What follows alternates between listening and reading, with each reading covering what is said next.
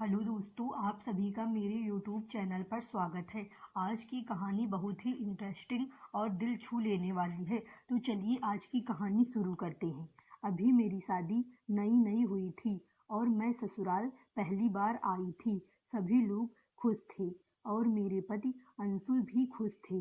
मेरे परिवार में 3 ही लोग थे, सास, ननद ऋचा और मेरे पति अंशुल। ससुर जी का देहांत 10 साल पहले ही हो गया था। इन सब के बावजूद मेरे घर एक रहस्य था जिससे मैं अनजान थी। अगली सुबह जब मेरे पति ऑफिस जाने लगे तो मेरे पास आकर मेरे कान में कहा कि छत पर मत जाना और माँ की बातों को मत सुनना और उनसे दूरी ही बनाए रखना। मैं थोड़ा सा हैरान हो गई पर इसे इग्नोर कर दिया। मेरी शादी को 2 हफ्ते हो गए थे। मुझसे वे रोज रोज यही बात कहते कि छत पर मत जाना और माँ से दूर रहना। मैं थोड़ा सा सोच में पड़ गई पर सोचा शायद नई नई शादी हुई है इसीलिए मना कर रहे हैं। पर रोज ऋचा कॉलेज से आती और बैग फेंक कर छत पर चली जाती और घंटों वहां रुक कर आती। पहले मैंने सोचा कि शायद कॉलेज से आकर बैग नहीं खोलती है इसलिए माँ जी चिल्ला रही हैं। लेकिन वे ऋचा के छत पर जाने से चिल्लाती थी। यह सब देखकर मेरे भी मन में जिज्ञासा होती थी कि क्या है छत पर जो मुझे देखने के लिए रोका जाता है। पर मैंने कई बार कोशिशें भी की लेकिन पति का प्यार और उनका गुस्सा देखकर डर जाती थी। लेकिन माँ जी हमेशा बात करने के लिए पास आना चाहती थी पर पति के डर से मैं उनसे दूरी ही बनाकर रखती थी। अंशुल रोज जब वापस से ऑफिस से आते थे तो ऋचा के साथ छत पर जाते थे और बैठे रहते थे। एक दिन जब अंशुल छत पर गए तो मैं अपने कमरे में गुस्सा कर और मुंह बनाकर बैठ गई और अंशुल जब आए तो देखकर तुरंत समझ गए कि गुस्सा है और उन्होंने कहा कि लग रहा है सूरज आज 7वें आसमान पर है और इतना कहकर वो मनाने लगी। दूसरे दिन माँ के कहने पर मैं छत पर जाने के लिए तैयार हो गई। मैंने झाड़ू उठाकर धीरे धीरे ऊपर चढ़ने लगी थी। अभी 2 ही सीढ़ियां चढ़ी थी, मेरे पैर काम करना बंद कर दिए और मुझे पति का गुस्सा दिखने लगा था। तब तक ऋचा देख गई और तुरंत उसने अंशुल को फोन करके कहा कि भैया भाभी आज छत पे जा रही थी। अच्छा हुआ आज मेरा हाफ डे था और मुझे तुरंत फोन पकड़ा दी। अंशुल ने तुरंत गुस्से में कहा कि जब मना किया था तुम क्यों छत पर गई, क्यों माँ के पास बैठी। इतना कहकर फोन गुस्से में काट दिया। मुझे माँ पर और ऋचा दोनों पर बहुत गुस्सा आ रहा था और मैं अपने कमरे में चली गई। कमरे की लाइट बंद कर मैं रोने लगी। शाम को जब अंशुल आए तो कमरे की लाइट ऑन कर दी और मुझे चुप कराने लगे। मैं बार बार पूछने लगी कि मुझे छत पर जाने से रोकते क्यों हो, आखिर क्या है छत पर।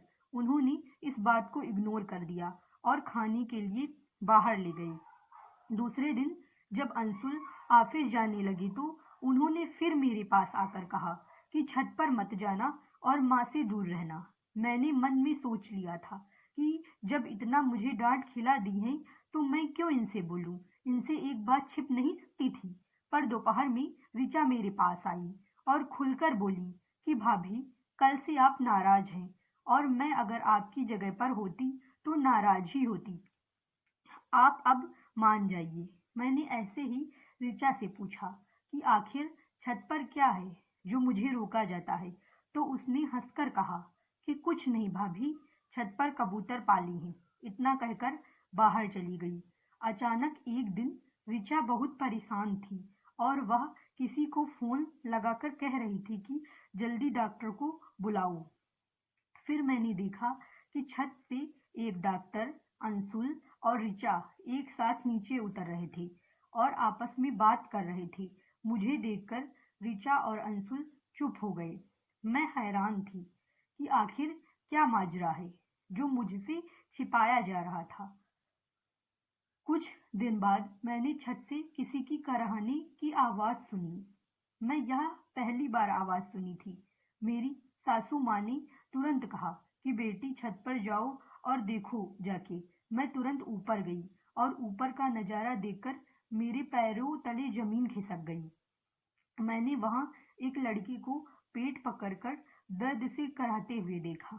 मैं यह सब देखकर बहुत घबरा गई। तब तक ऋचा आ गई थी और उसके साथ कुछ महिला डॉक्टर भी थी। फिर पता चला कि उस लड़की को एक बेटा हुआ है और डॉक्टर कहने लगे कि बेटा हुआ है। मैं यह सब देखकर बहुत गुस्से में थी और कहने लगी, जब एक थी तो मुझसे शादी करने की क्या जरूरत थी? मेरी क्यों जिंदगी बर्बाद कर दिया?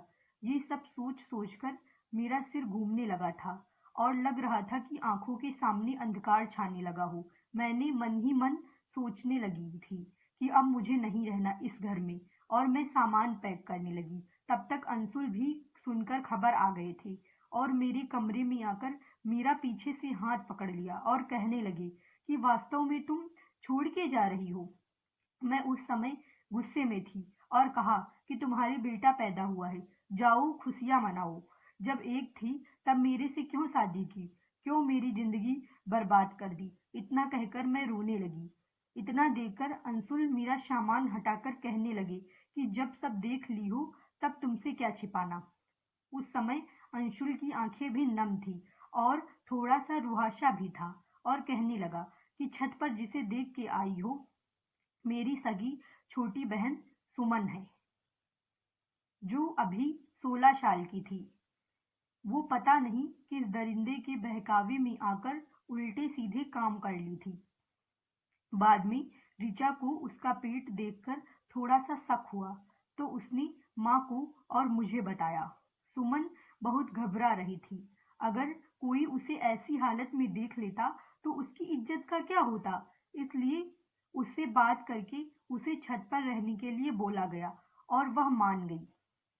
माँ जी इसलिए चिल्लाती थी कि उनकी बेटी थी और वो घुटनों के कारण ऊपर जा नहीं पाती थी। वे कह रही थी कि मेरी बेटी को नीचे रखो।